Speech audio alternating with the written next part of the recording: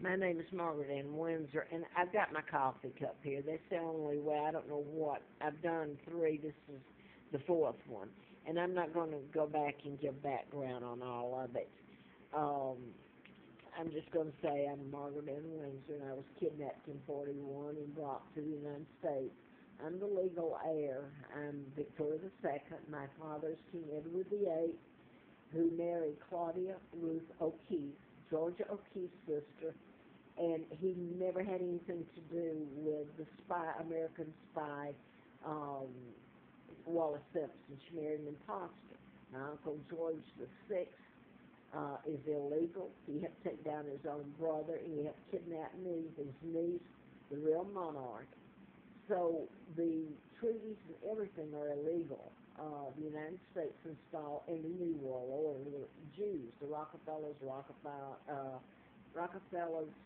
Rothschilds. I'm trying to hurry, and it's getting me nowhere. I want so much for this to be over and told, and to have a day of my life with my children if they're still alive, and they know the truth about all this. But the Illuminati, the New World Order, have been in place a long time. The Rothschilds and Rockefellers, they control the media.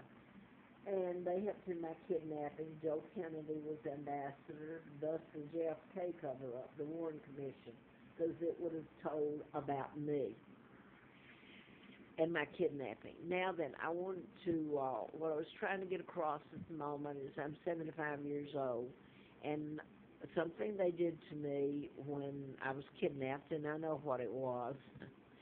um, my immune system attacks itself if I'm around certain chemicals. Since I've been up here since '86, my job shut down. I've lived on the Appalachian Trail and froze and starved. And the chemicals have been soaked. I can't go to a cop because the cops are taking, law enforcement's taking orders. So I'm running around like a chicken with his head cut off with everybody knowing. It's like kill the messenger. They're afraid of the FBI. You talk about mind control murders, and I had someone for the state troopers, Lovell or Lovett, out there, and I hope I haven't, by mentioning, telling the truth, hurt him. But he was in Troutville out there, Daleville, and his wife sat there one day years ago when I was walking the side of the road with no money, begging for food and shelter, and living on the Appalachian Trail, freezing and starving. She told me, and I never saw her again, she gave me $2. And she said, people around here know you're telling the truth, and they know a lot of what's happened to you, but they're not going to get involved. So I'll leave it at that. They got involved to hurt me. They did that, all of them. But I'm here at Affordable Corporate Suites, and I was here 2 years ago. At that time, I had lived at Joseph's Way, Joseph's Dream Apartments. It's owned by a black reverend out of Washington, North Carolina, Moore. Owns a whole bunch of them. So you get into federal funding, and I'm just going to mention this one because I've been soaked.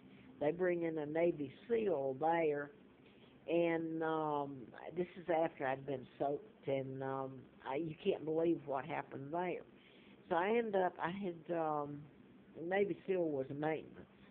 So I wasn't, as far as I know, he didn't help me, but he didn't continue hurting me. That's as far as I know. So I moved back here, and I had managed to save. And by the way, I've got one pair of shoes, if I can find them here, that I bought then. This is over, and they hurt. They're hiking boots, shoes. But this was back, I went there in, July the 1st of 11. I stayed 7 months till the last February 28th of 12, and I came back here because they'd kill me. I couldn't even, I was passing out from the fumes and stuff they were doing to me there. Nobody would come in. A few people come to the door, and they knew it. They wouldn't come in. So it's shocking what people will do in plain sight. They really will when the law doesn't work for me, and the law is condoning what they do and telling them to do it. Anyway, I came back. I came to this one. It's called Corporate Suites, but it's affordable corporate suites. Same people own it, the Jewish man, where they've done all this to me before, where the state trooper brought me to off Starkey Road in Roanoke. This is Salem, but it's all the same, really. Uh, you can't tell where one city limit stops and the other one starts, except for the sign. Anyway, I came here and I had the first time I'd been able to save any money. So I felt a little bit better about having money. And the woman here, her name was Roberta. She's a black woman. And it's my understanding she'd worked for him for years in housekeeping. So I didn't know that this one, it didn't have affordable attached, and I was desperate for a place to be. And I called. It says Corporate Suites Northern Drive. So I called, and she says, well, you come on over here, and we'll take care of you. She says, my brother works for the Bedford Police Department. Well, I can give you a story about the Bedford Police Department. They convicted Jens Zorings, who was the German diplomat's son, and Elizabeth Haysom for the murder of her parents near Lynchburg. That's in Bedford County. And everyone in that trial, the Updike, who was the prosecutor, Sweeney the judge. Now then, over the years, Updike has become the prosecutor. Sweeney's retired. Everyone in Bedford Police and Sheriff Department know that that was a mind control murder.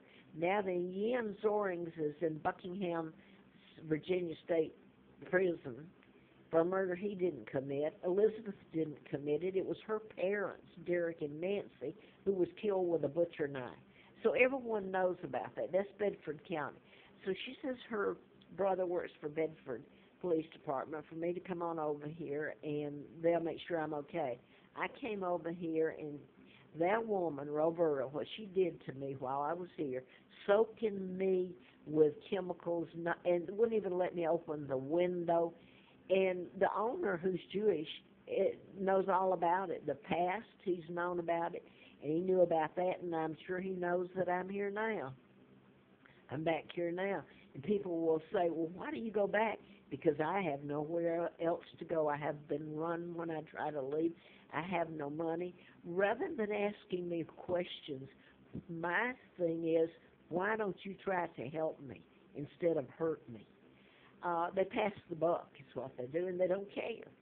So now then, I finally am forced to leave, and I have gotten a few things and put in the apartment, so I still have a good bit of my money, which wasn't all that much, but helped me. I mean, she just about killed me here.